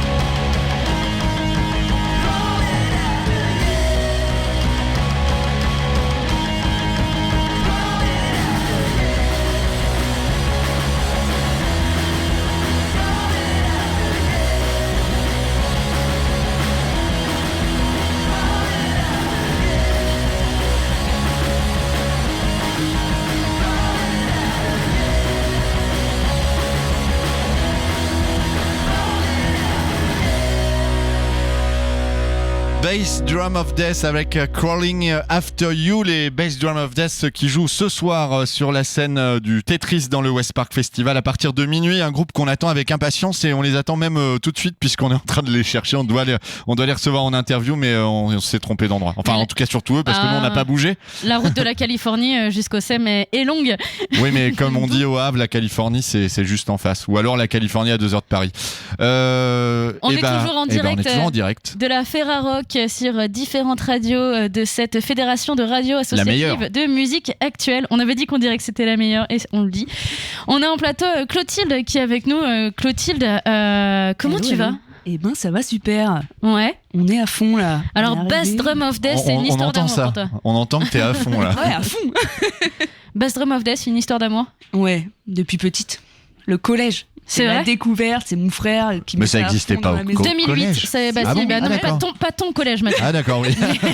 Pas ton collège, ça c'est clair. On avait dit, on dit pas du mal des âges. Merci. J'ai pas dit de mal, mais j'ai juste dit pas de ton collège. C'est ça. Donc du coup, découverte collège. Ah ouais. Et depuis, toujours. Et du coup, c'est la première fois. Musique pour aller aux vacances. C'est la première fois que tu vas aller voir en concert là. Oui, enfin. Il est temps là. Et du coup, t'es arrivé à la Ferra il y a pas si longtemps en plus. Ouais. C'est la première fois que tu fais le West Park. Exactement. Alors du coup, parlons-en. Quelles sont tes premières impressions en arrivant au Havre ? Eh ben, c'est super chouette. Il y a beaucoup de marches. Voilà, vous saurez quand on nous avait dit que le Tetris était en hauteur, il est effectivement bien en hauteur. Je peux vous le confirmer. Mais non, ça a l'air super chouette. On a vraiment hâte que ça commence. On a vu un peu toutes les installations et là, le plateau, c'est vraiment génial. À part Bass Drum of Death, qu'est-ce que t'as envie de voir toi ce soir ? Eh bah, Ada Oda, ça me chauffe bien. Qu'on a reçu tout à l'heure, du coup, en plateau. Ouais. Et Lewis Hoffman aussi, qu'on avait vu au Printemps de Bourges. Et qu'on recevra tout à l'heure. Exactement. Lewis Hoffman qui arrive à s'adapter selon son public aussi, s'il joue en début de journée ou s'il est plutôt en fin de soirée. Apparemment, ses shows varient vraiment selon les ambiances. Hâte de découvrir ça aussi. Faisons un point sur la Ferrarock. Combien de radios font partie de la Ferrarock aujourd'hui ? Tu saurais dire ça ? Ouais, on est sur une vingtaine en France, en Belgique et au Canada. Donc... C'était une question piège, on peut le voir au sourire de Tiffaine. Alors, je crois avoir vu des gens passer, je croise les doigts que ce soit pour nous, et c'est pour nous. Bass Drum of Death arrive. Clotilde, tu vas rester avec nous puisque tu vas faire la traduction de cette interview. Bass Drum of Death qui s'installe, hop, et qui arrive du coup sur le plateau Ferrarock. Et merci beaucoup de nous avoir rejoint. Il faut conjuguer les verbes, Mathieu. Bass Drum of Death, bonsoir. Hello. Alors le groupe est né en 2008 à l'époque du collège de Clotilde, on le disait, et sort un nouvel album en janvier 2023, donc en janvier prochain. Ça s'appelle Say I Want, 5e album du groupe, un album qui est une sorte de réinitialisation du groupe. Est-ce qu'on peut dire ça ? I'll do the translation. Okay. The band started in 2008. You're releasing a new album in January. An album is always like kind of a reboot of the band. Do you agree with that? Yeah, in a way. It's it's a nice way to have kind of a fresh start and try to do something a little bit new and but also expand upon like what I've done previously. So il nous explique que oui, en fait, c'est toujours l'occasion de recommencer tout à neuf et de essayer aussi de continuer un projet au début avec le regard qu'on a ce jour-là et quand on commence. Alors c'est un retour aux sources, mais est-ce que pour autant c'est nostalgique ou justement vraiment dans la nouveauté comme il vient de dire? Do you feel like there is a bit of nostalgia in doing another album, or is it really just something new? Starting fresh. Yeah, I mean, there's a little bit of nostalgia always, but mostly we try to kind of start fresh and start with trying to do new, trying to expand on new ideas and stuff. And as you get further into it, it gets harder because you don't want to write the same song over and over. So that becomes the challenge. Oui, alors en effet, il nous dit qu'il y a toujours un peu de nostalgie quand on commence un nouvel album, surtout que là, il nous explique qu'ils sont au 5e, donc il y a toujours la volonté de jamais refaire un peu la même chose. Après, c'est toujours un challenge et c'est ça aussi qui les drive complètement. Alors justement, en 2014, c'était une année quand même qui marquait un tournant dans votre musique. Il y avait déjà un son un peu plus propre, c'était fait en studio. Est-ce qu'avec Say I Want, on est encore sur une autre musique, une autre vibe? In 2014, you made like a shift with a sound a bit more clean. Can we say that for your new album? Yeah, it's kind of a mix between. I wanted to keep, obviously keep some of the lo-fi elements, but as well kind of try to expand a little bit past that, and kind of try to have it sound how we sound live. And we did it. We recorded it with Patrick Carney from the Black Keys, and so we did it all the basic tracks live. And so I think it sounds pretty close to exactly what we all wanted. So. Oui, il nous explique que c'est toujours un shift un peu dans la création de ces sons. Après, là, la volonté qu'ils avaient, c'était vraiment d'avoir le son qu'ils ont en live. Voilà, ce qu'ils produisent tout le temps à chaque fois qu'ils sont en live. Et là, ils ont bossé notamment avec un membre des Black Keys et ils ont tout enregistré live. On a aussi une réflexion un peu plus personnelle au sein de cet album. Pourtant, quand on fait du rock, du punk, on est plus orienté contre la société, contre un organisme. Est-ce que se recentrer sur soi et s'interroger sur soi, c'est ça aussi le nouveau punk, le nouveau rock? With the new tracks, we can feel a bit of personal reflection. Is it something you really wanted, or she wants to know? Punk is always like questioning the society or big companies, but is it the new modern punk when we speak a bit about the feelings? Yeah, I don't know. I guess, I always just try to write about what I know, which is just kind of like whatever I'm going through or have gone through. So I don't ever get too generally political or anything like that, just because I don't really know a whole lot about that. So I'll try to just write what I know and write about stuff that is close to me, and hopefully other people can kind of get something out of that. Il nous explique qu'il parle un peu toujours de ce qu'il vit, qu'il se rapproche toujours à ça, qu'il n'est pas spécialement quelqu'un qui a envie de faire des partis pris politiques, parce que il y connaît pas grand chose. Ce qu'il veut, lui principalement, c'est un peu parler de ses émotions, son quotidien, et justement se rapprocher un peu du public en parlant de tout ça. De 2008 à 2022, on a 5 albums, et j'ai envie aussi de parler un peu des pochettes d'albums qui sont de plus en plus colorées. Est-ce qu'on peut parler un petit peu de cette évolution, parce qu'on arrive quand même sur un rose bonbon avec Say I Want? Can we talk a bit about the cover of the albums? You started with some black and white and portraits, and now there is more colors, and with the last one there will be like pink. Can you say a bit about that? Yeah, I mean, we just wanted to try to do something that was different than all the other covers, but also still had the same sort of elements. So the photo that's on the cover, I'd actually had for years and years, and I'd always loved that photo and just couldn't figure out how to use it. So yeah, so the guy that designed our record cover, Joe B. Ford, came up with a bunch of ideas, and then I threw him that photo, and he was like, "Oh, this is great." So we kind of just designed it from there. But yeah, basically, I just kind of wanted to have it be a bit different than all the other record covers, but still have the same sort of general vibe. Ils avaient toujours un peu envie de cultiver l'esthétique qu'ils avaient, mais avec plus de couleurs. Ils ont bossé avec notamment des amis à eux. Et justement, cette pochette, en fait, il nous explique que c'est une photo qu'il avait depuis super longtemps. Et en fait, il l'a amené et en fait, ils l'ont finalement utilisé, mais c'est une photo qu'il adore et qu'il avait depuis des années. C'est une nouvelle fois un retour aux sources finalement. Exactement. On va continuer de parler d'esthétique, puisque on peut voir que dans le clip de Find It, on est sur des images justement de live, ce qui va bien finalement avec l'esthétique de cet album. En 2014, vous avez été suivi par un ami pour être filmé, etc. Et aujourd'hui, on a de plus en plus de docus, justement vidéos qui sortent autour d'artistes. Est-ce que c'est quelque chose aussi qui vous donne envie pour la suite? we've seen that there is a lot more of documentaries and images from bands to do promo or just have that like archive. In 2014, you had a friend who followed you and filmed you. Is it something that you would like to do again? Like a documentary? Yeah. Yeah, maybe. We'll see. I think we're a lot more boring now than we were in 2014. But yeah, I mean, it would.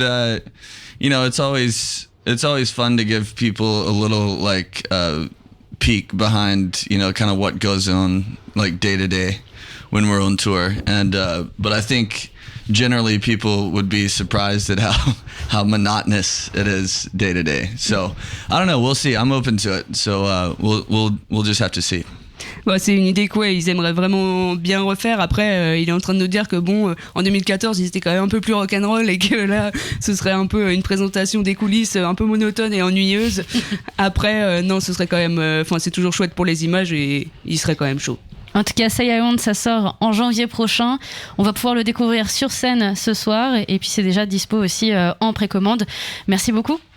Thank you a lot. Merci beaucoup. Et très bon concert. Is that okay? Yes. Best Drum of Death, c'est à minuit ce soir sur la scène du Tetris, une scène qui se veut, comme on le voit depuis tout à l'heure, un peu plus rock aussi sur le festival. On aura donc Little Bob Blues Bastards qu'on a reçu sur la première partie de ce plateau, The Liminianas, les Best Drum of Death, et ce sera suivi non pas par un groupe de rock, mais par une DJ qui s'appelle Miley Cyrus. Voilà, toujours et non un pas peu... Miley Cyrus, parce que quand on l'a annoncé, ça, on a reçu beaucoup d'appels à la radio. C'est vrai. Mais non, ce sera du coup une clôture de soirée un peu plus électro, comme on a l'habitude de voir au West Park. Qu'est-ce que tu nous proposes d'écouter maintenant, Mathieu ? Rien à voir, changement tout à fait d'ambiance, puisque ce soir, il y a aussi les Voodoo Games qui vont ouvrir la scène du fort. Voodoo Games, on est plutôt dans l'afrobeat. Alors, ça va bien avec les 20 degrés qu'on se tape en plein mois d'octobre. C'est parti pour Zoromi.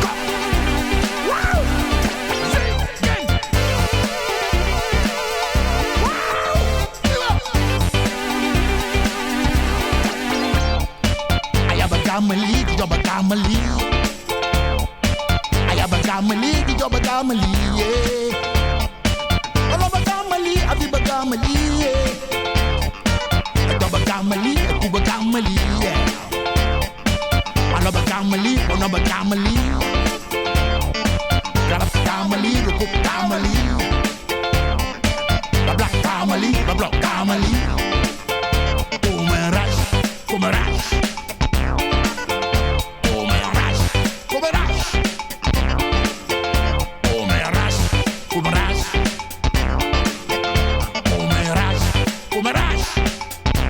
Ladies, my lady gonna talk to you. My lady gonna talk to you. Talk to you. My lady gonna talk to you. Talk to you.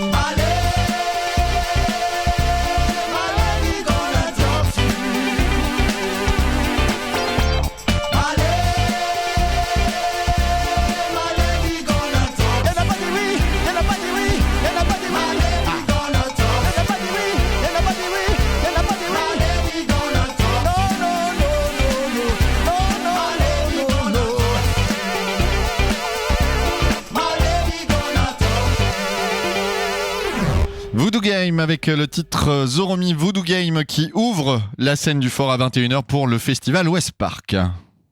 Ça marche pas. Voilà. Là ça marche. Attends, ouais, ton micro marche pas. Ouais, il faut que je peux pas lancer des sons. C'est dur le métier quand même de technicien radio. Faut pousser des boutons, faut lancer des trucs. Merde. Il faudrait que j'ai un assistant. Oui. Bref.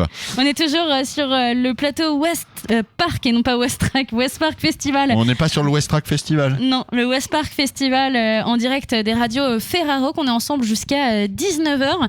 Et bien un peu plus tôt dans la journée, je suis partie à la rencontre de Lewis Hoffman qui joue ce soir à minuit 40 sur la scène du fort. Et je vous propose de partir à sa rencontre avec moi. Bonjour Lewis Hoffman. Salut. Sonic Poems est sorti le 18 février dernier. C'est ton premier album et tu le compares souvent à un bouquet de fleurs. Est-ce que tu peux nous expliquer pourquoi ?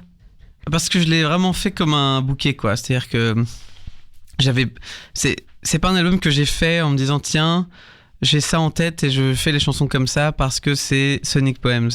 C'est plus que j'avais depuis quand même pas mal de temps, pas mal de chansons. Et je voulais le meilleur moyen de les réunir ensemble pour faire un ensemble cool. Et comme quand on va chez le fleuriste, quoi, et qu'on fait un bouquet de fleurs et qu'on dit tiens, attends, si on met comme ça, etc. Ah mais attends, j'aimerais aussi qu'il y ait cette fleur-là. Parce que l'idée c'était de montrer dans cet album tout ce que je sais faire plus ou moins à ce moment-là. De façon à ce que quelqu'un qui ne me connaisse pas écoute Sonic Poems et capte tout ce que j'ai envie de montrer à ce moment-là. C'est ça, il y a des titres plus ou moins longs, il y a des moods aussi différents. En fait, c'est un book arrangé. Ouais, c'est un book, c'est exactement un book. C'est un mood board. Un mood board. Ouais.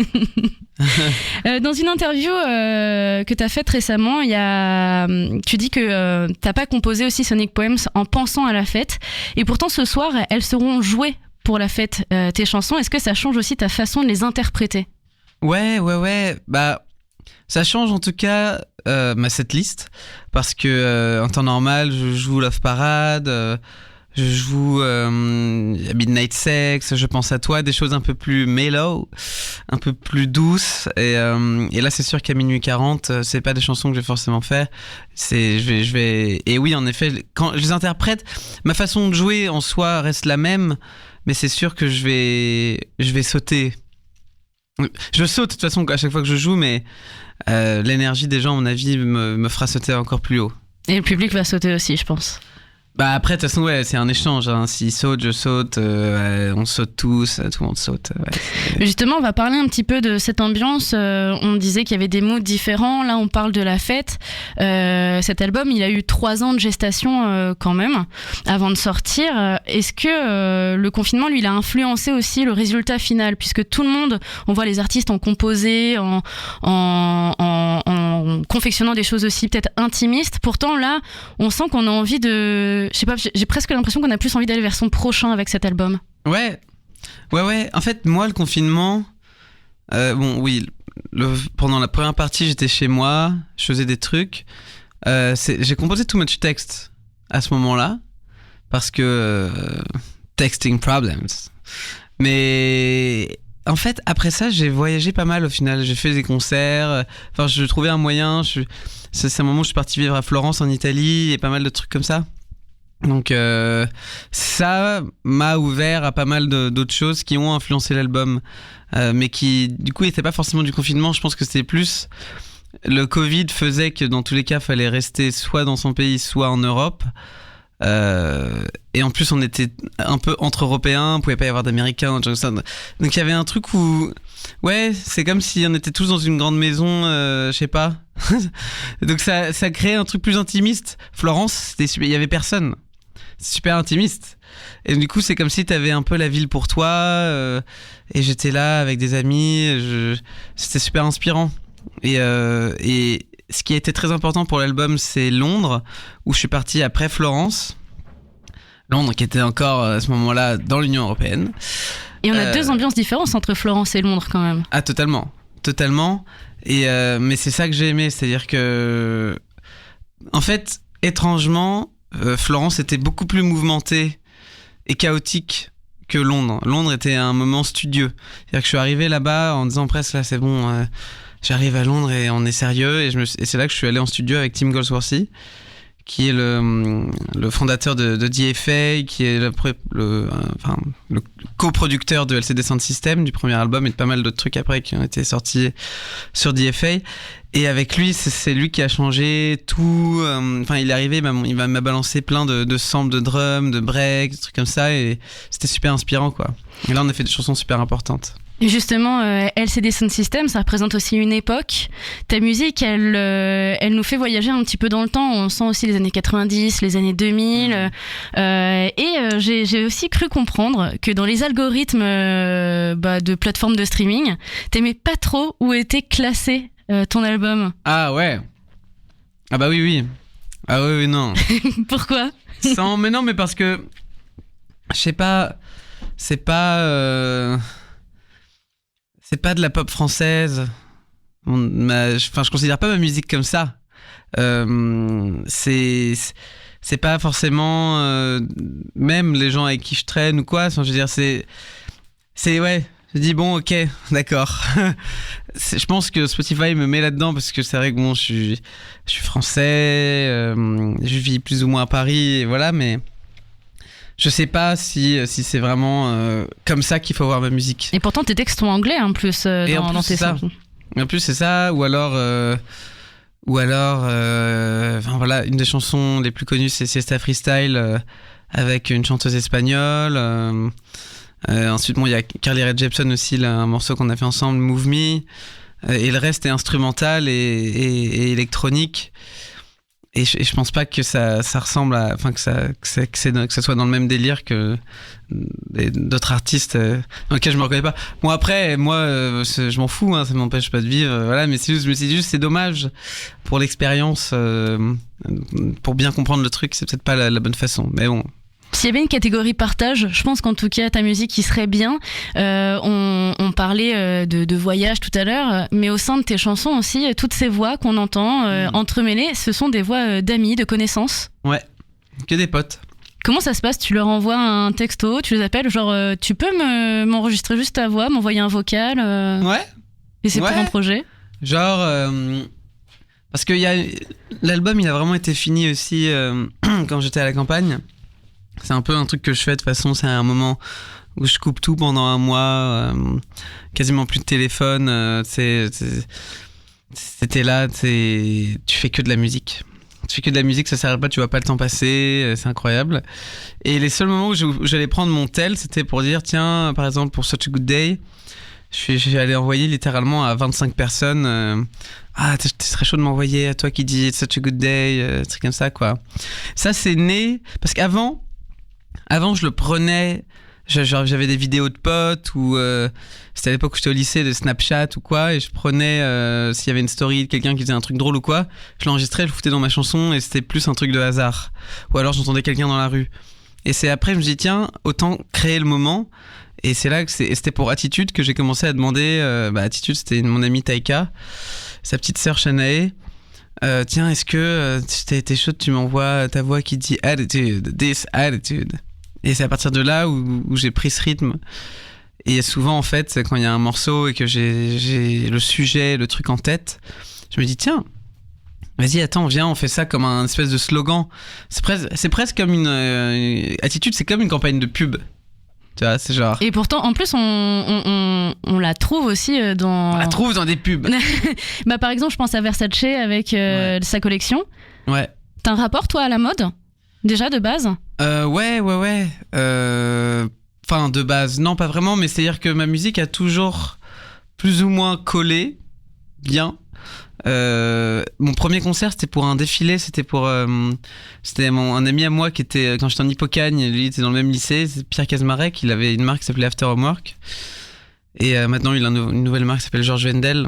Et c'est lui d'ailleurs c'est mes pompes. Enfin, c'est ces pompes que j'ai sur scène en ce moment-là. Georges Wendel, c'est really nice. Mais After Homework, ouais. Donc, mon premier concert, il dit viens, t'es chaud, tu fais tes chansons et tout ça. Et c'est vraiment pour ce défilé-là que j'ai mis en place une façon de jouer mes chansons live. Et qu'après, je me suis dit tiens, mais en fait, je peux faire des concerts en tant que Lewis Hoffman. Parce qu'avant, j'étais dans un groupe et tout ça. Je me suis dit ok, je peux faire ça. Et donc forcément ça, je pense que ça a créé un peu quelque chose. Et après j'ai fait des chansons pour ces défilés, j'ai fait des grands trucs de 15 minutes. Donc il y avait toujours un peu ça. Et puis ouais, mais voilà, c'est vraiment, ça vient à moi. Je suis pas du tout... Tu dis pas j'ai envie de composer en tout cas pour un défilé, c'est plutôt des marques qui viennent en proposant de travailler avec eux. Ouais. Après je pense que j'ai quand même envie de le faire. Enfin, c'est toujours un plaisir de faire des musiques pour les défilés. Donc je pense qu'il y a cette énergie-là qui peut-être crée le truc. Tiens, on va demander à Lewis. Mais bon, je sais pas du tout comment Donatella Versace a découvert Attitude. Mais ce qu'il me disait, c'est qu'au moment où on a fait le rendez-vous avec toute la team, c'est qu'apparemment ça faisait 1 an qu'elle écoutait le son, qu'elle le foutait à fond dans les bureaux, qu'il y avait Attitude. On n'est clairement pas sur de la pop française alors. Bah non. Non. Alors, je sais que tu détestes ce terme aussi, faire des prods. Tu te vois pas comme producteur. Tu trouves ça chiant, même si je reprends tes termes. Pourtant, tu as déjà créé de la musique pour d'autres personnes, Vendredi sur Mer, Fakir, etc. Le fait que tu te lances officiellement en solo, est-ce que ça veut dire que tu vas arrêter ça ou est-ce que tu vas continuer après? Je le fais encore. Ouais. Je viens de le faire là pour une chanteuse de Barcelone qui s'appelle Gabriela Richardson. Ouais, c'est un truc que je fais. C'est plus à l'époque en fait. C'est sûr que j'étais pas vraiment. Il y avait encore un flou. Donc je crois que j'avais un complexe et donc je disais ouais, t'es un producteur, il me saoule. Maintenant je m'en fous en soi parce que je sais que j'ai mon album. Mais à l'époque j'avais qu'une peur, c'était l'album du producteur qui donne pas forcément envie. Où on se dit tiens ah oui bon le mec qui fait des prods pour d'autres gens, d'un coup il a été pris de réaliser quelque chose un soir, il s'est dit je vais faire mon album et je vais chanter et c'est pas ça qu'il faisait. Ou alors il va jouer les morceaux qu'il a fait avec d'autres sur scène. Ouais. Et ça forcément ça downgrade un peu l'album, les gens l'écoutent pas comme un album mais comme un album de producteur. Ce qui peut être cool mais moi j'avais pas envie d'avoir ça. Donc c'est pour ça que je disais non, pas producteur, non. Mais c'est vrai qu'à ce moment-là, le premier album sur lequel j'ai travaillé en soi en tant qu'album, c'était Vendredi sur Mer, Premiers émois. Ensuite il y a eu Reggie Snow avec Dirani. Et c'est vrai qu'après ça, je me suis dit bon, parce que je remarquais que je faisais de la meilleure musique pour eux que pour moi. Donc c'est là que j'ai pris le temps, et c'est là que j'ai fait Attitude, Las Manistas, que j'ai fait tout un truc, et que c'est vrai que j'ai moins produit. Mais c'est toujours un truc que je fais comme ça. Et avec Carly Rae Jepsen, on s'est rencontrés comme ça. C'était pour travailler sur son album à elle. Et au final, on a fait une chanson qu'on a fait tous les deux. Donc c'est un truc qui est récurrent, qui est toujours là. Et même, je suis con, j'oublie. Je viens de produire là. Il y a un album qui est sorti il y a une semaine que j'ai entièrement produit. C'est Tristesse contemporaine chez Record Makers. Et qui s'appelle United et j'ai produit tout cet album. Donc c'est littéralement vraiment là, ouais. Bon. Donc ça continue. Ouais. Ça continue, c'est cool parce que ça permet de tester des trucs, de découvrir des nouvelles idées. C'est super. Mais justement, t'as commencé la musique très tôt puisque t'as fait de la batterie dans ta jeunesse. T'as découvert d'ailleurs aussi le fait de mixer, on peut dire ça comme ça aussi, avec un Sony Ericsson, une application qui était un peu de l'ancêtre de GarageBand. Pourquoi avoir mis autant de temps finalement à sortir un album perso? L'album c'est quand même... même si... Tu mets une pierre sur le tas de pierres, qui est déjà énorme. Mais au moins, il y a ta petite pierre, quoi. Et donc, t'as envie qu'elle soit clean. Un EP, ça reste moins dans l'histoire, c'est moins... Moins engageant? C'est pas que c'est moins engageant, mais forcément, c'est 4-6 chansons max, et c'est moins pris au sérieux qu'un album. C'est-à-dire qu'un album... c'est sans prétention, hein, mais c'est genre Pink Floyd ont fait des albums, les Beatles ont fait des albums, tout le monde a fait des albums, et là on fait un album. Donc ok, on rentre dans un nouveau step. Je me compare pas, je dis juste que on entre dans, enfin je sais pas, moi quand j'étais petit et que j'achetais des CD, t'achètes un CD avec un album, enfin c'est un album que t'as en CD, enfin, tu vois, j'étais trop content d'avoir mon CD.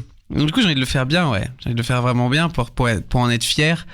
Et pas avoir la flemme, comme des fois je peux avoir un peu la flemme de Yo Bene par exemple, qui est mon premier EP, qui est très mignon, mais je me dis bon, la couverture elle me saoule, c'est pour ça aussi, c'est la couverture là, j'en suis encore très content, et je sais que j'en serai très content pendant longtemps, quoi, parce que j'ai pris le temps de vraiment savoir ce que je voulais sans urgence, voilà.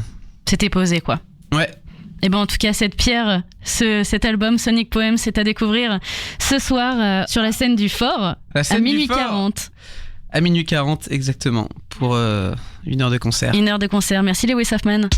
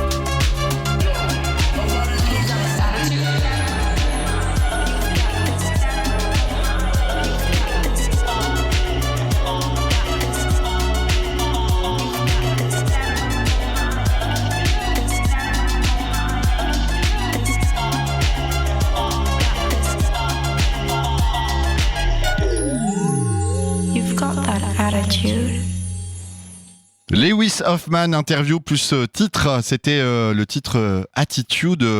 Est-ce que c'est issu du dernier album, Tiffany ? C'est issu du dernier album, on en parlait d'ailleurs durant aussi l'interview. C'est un titre qui a été utilisé par Versace pour la promotion de sa nouvelle collection. Ah mais c'est pour ça que j'ai eu envie d'acheter du Versace. Et c'est aussi une chanson qui a été utilisée dans plusieurs... Tu me vois avec du Versace ?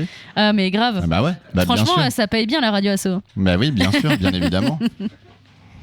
Adrien, Versace, toi, t'es au pied. Non, alors si on peut citer plusieurs marques, il faut toujours en citer vrai, 3. Comme on dit. Alors il paraît que c'est faux ce truc des marques de 3 marques. Il paraît qu'il n'y a pas de loi là-dessus. Ouais, mais... En tout cas, nous on s'en fout. Hein. Vous confirmez ou pas? Oui. Non, c'est Versace. Hein. Il suffit de voir la tête des créateurs pour s'imaginer les vêtements. Non, je dis un peu n'importe quoi, mais je m'en fous un petit peu des marques. D'accord. À part Adidas. Voilà, je suis un malade d'Adidas. Depuis toujours, je m'habille quasi qu'en Adidas. Et je vais faire une petite. Adidas époque Bernard Tapie. Voilà. Est-ce que c'est lui qui a relancé un peu le truc, tu vois? C'est la fleur, le trèfle, tu vois, la fleur bleue, tout ça. Mais c'est parce que j'aime bien aussi ce que... Je vais le ramener à de la musique. D'ailleurs, on lui balance des hommages quand même. Oui, bien sûr. T'es un fan de Je suis un fan de Korn aussi, entre autres. Je viens du métal à la base et ils ont pris donc cette chanson. Vous allez avoir à parler avec Vince oui, parce que Vince qui est derrière nous là, qui prend des images qu'on D'ailleurs, il vous ressemble un petit peu à Jonathan Davis. Hein. Je le dis ça pour les auditeurs. C'est la fameuse émission, peut-être une des plus vieilles de Westrack, Metal Décadence. Voilà. Korn, ils ont sorti un album il y a pas si longtemps, je crois d'ailleurs. Ouais, ils en ont sorti. Ils continuent à en sortir un peu dans l'anonymat, entre guillemets. Enfin, en France en tout cas. Mais Korn. Attendez, on parle de Korn, mais c'est quoi le rapport avec Westrack? J'y arrive. Laissez-moi okay, parler. D'accord. Mince, c'est quoi cette radio? Ah non, on coupe. Non, vous avez raison de couper. Non, Adidas, il y a un titre qui s'appelait Adidas, si je ne me trompe pas, qui devait être dans Life is Peachy, il me semble, donc Adidas a été repris et c'est All Day I Dream About Sex. Et je trouvais que quand même c'est un truc sympa. Tu vois, toutes les lettres, on appelle ça un anachronisme. Non. Un acrostiche? Non. Quand chaque lettre. J'ai perdu le mot. C'est rare. Allez, il te reste 10. Anachronisme, je crois que c'est ça. Quand chaque lettre veut dire quelque chose. Donc, le A de Adidas, all day, I dream about sex. Donc, j'aimais bien ce délire-là et j'aimais bien Korn. Et Adidas, pour moi, Adidas, c'est surtout une couleur. C'est surtout un bleu. Voilà. Ça, l'anecdote s'arrête là. Moi, je suis plutôt, tu vois, un peu à l'ancienne, les All-Stars. Mais c'est parce que toi, t'es très skate. Stan Smith. Les Stan Smith. Toi, t'es très skate. Ouais, alors juste, moi j'aurais un coup de gueule par rapport à Adidas parce qu'en fait, il y a 20 ans, j'achetais déjà des Adidas. Ça coûtait 200 francs, 300 francs chez Decathlon. Maintenant, ce modèle-là est vendu 130 euros. Non, mais on se fout de c'est génial que tu dises ça. Je les ai pas achetés ce prix-là. Non. Et j'ai dû, pour ne pas acheter ce prix-là, j'ai dû les commander sur Internet parce qu'en magasin au Havre, tu les trouves à 130 euros et ça, c'est vraiment une honte. C'est les mêmes baskets. Vous savez quoi? J'adore, on est sur un plateau, sur un festival musical et on parle de fringues. Bah ouais. La sape. La sapologie. Mais tu sais que c'est de plus en plus important aussi au niveau musical. Les artistes font de plus. Non, mais il y a quand même ce côté où maintenant on parlait de Lewis Hoffman avec Versace. La sape de marque, la sape, la représentativité. Dans le rap français, belge peut-être, surtout dans le rap malheureusement. Mais après il y a différents raps. Mais tout le monde aussi crée ses propres marques. Stromae, tu prends Stromae, voilà, je veux dire. Mais là il le porte à un niveau où il y a une équipe de design, où ça réfléchit sur la communication et c'est bien parce que, en tout cas, moi je le perçois comme ça, en tout cas pour Stromae, c'est que ça fait partie d'un tout. C'est pas un truc, tu vois, qui est calculé. Non, ils veulent quelque chose qui soit impactant, quelque chose qui soit neuf, ils veulent amener quelque chose. Et il y a beaucoup d'artistes aussi qui le font, un univers complet la plupart du temps maintenant. Avant de te laisser la parole Mathieu, je tenais juste à repréciser, attention quand même, la sape, ça reste aussi la première industrie la plus polluante au monde. Hein. Moi je rachète. Voilà. Donc la seconde main c'est bien aussi, sachez-le. Non, je voulais juste glisser ça comme ça. T'as raison. Pendant qu'on est sur la question de la sape et aussi de l'univers visuel, on va se faire une petite diffusion musicale d'une artiste rouennaise qu'on connaît bien nous à Westrack, qu'on espère faire découvrir aux auditeurs des autres radios Ferroc. Il s'agit de Muso. Alors elle a carrément choisi de se déguiser avec un masque de chien sur scène. Faut savoir que elle est plutôt en mode fitness, plutôt en mode legging, tout ça. Mais elle est plasticienne à la base, d'où aussi ses masques, etc. Donc la pluridisciplinaire. J'ai pu voir le beau masque, hein, franchement, c'est beau. Et elle joue ce soir sur la scène régionale, la scène du SEM, à minuit et demi. Elle clôture cette scène. Je vous propose tout de suite d'écouter Muso.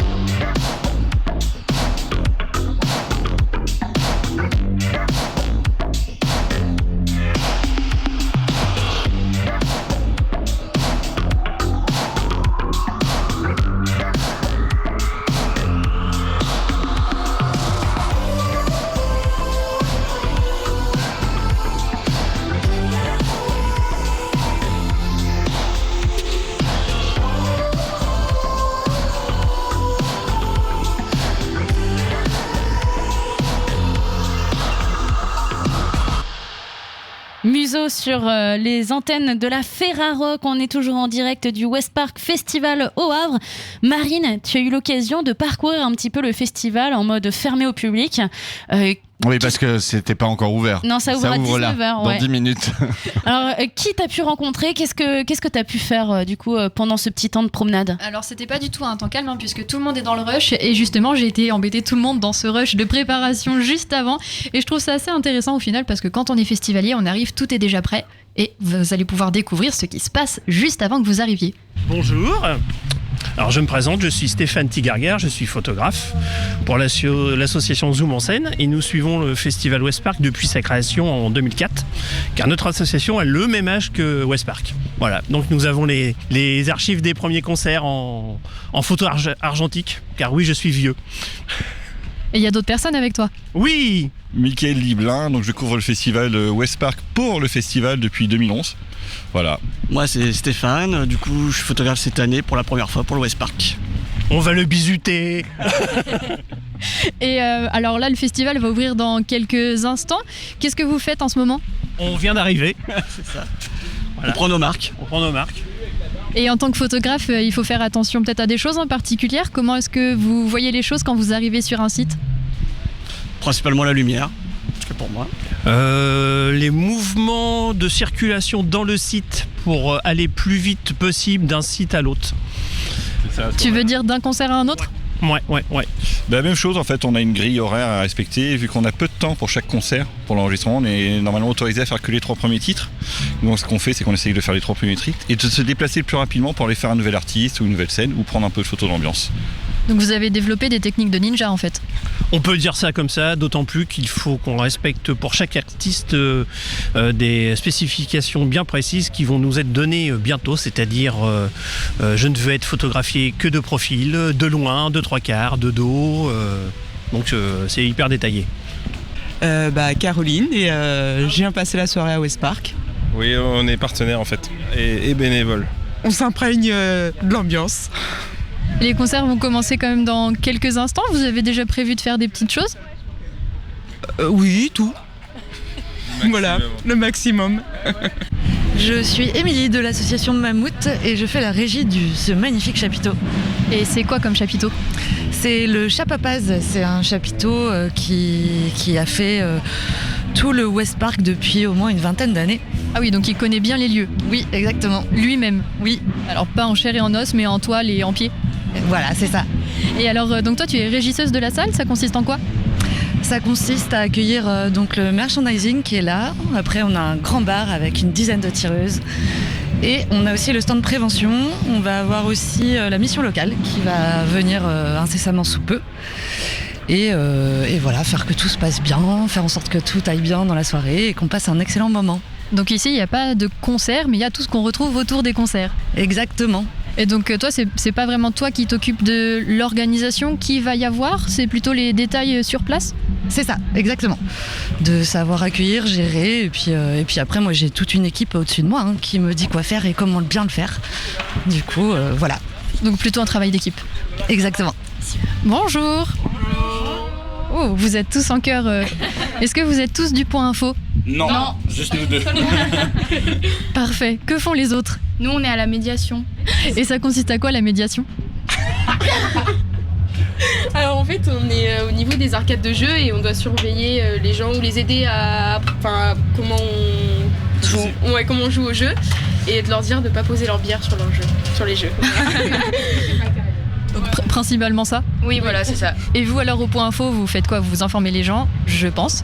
Renseigner sur les différents lieux où on peut se nourrir, le cashless, comment ça se passe. On fournit des bouchons d'oreilles, des préservatifs s'il y a besoin, toutes sortes d'infos en fait, on peut les demander ici. Voilà, tout. Tout le monde sera renseigné.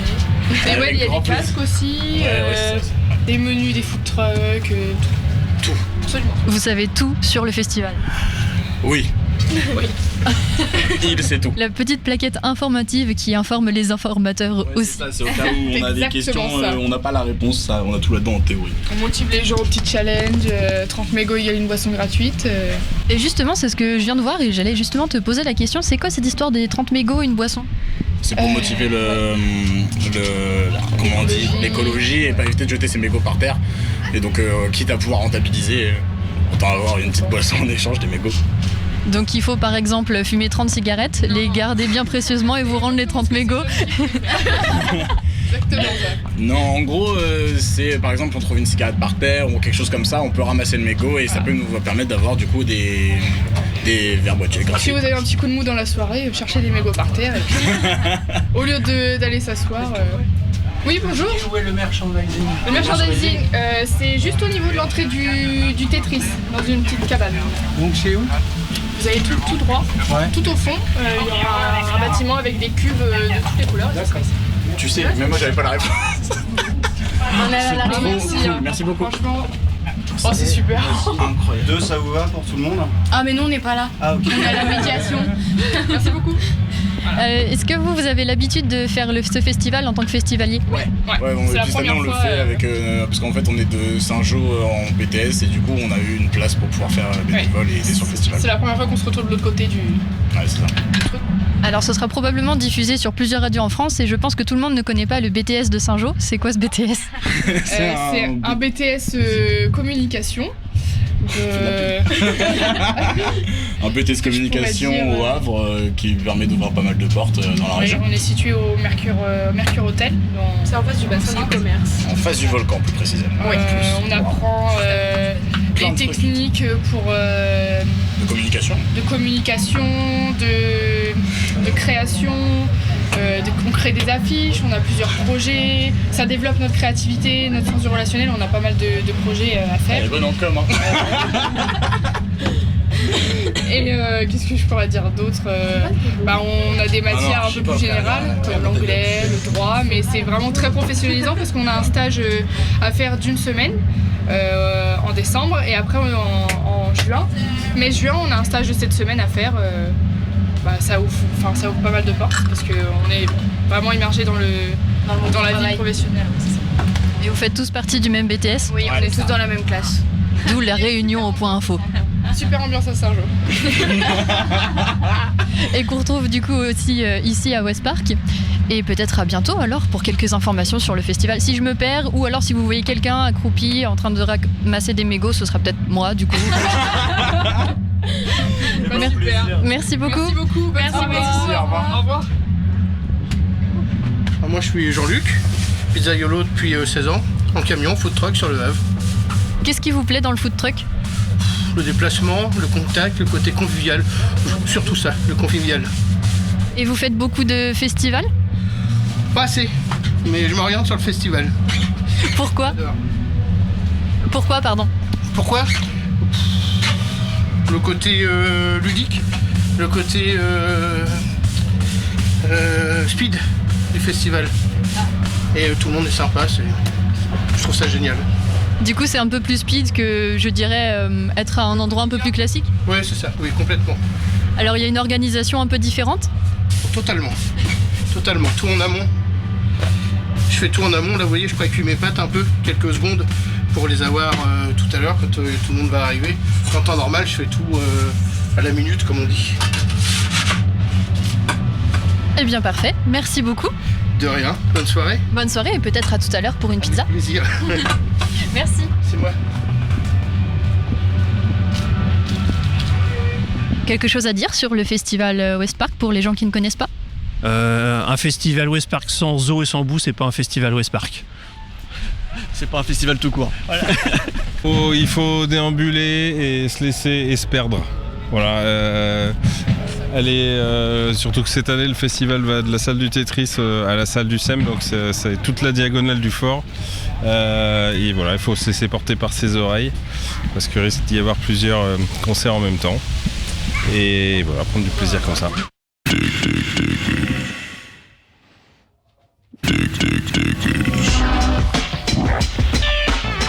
Merci Marine pour cette promenade au sein du West Park Festival. L'ouverture des portes, c'est maintenant, tout de suite. 6000 spectateurs et spectatrices sont attendus pour cette première soirée. Le plateau Ferrarock, c'est ce soir et demain, 17h-19h sur les radios de la Ferrarock. Plein de choses à passer ce soir sur les différentes scènes, 4 scènes sur ce festival. Merci à tous et à toutes de nous avoir écoutés.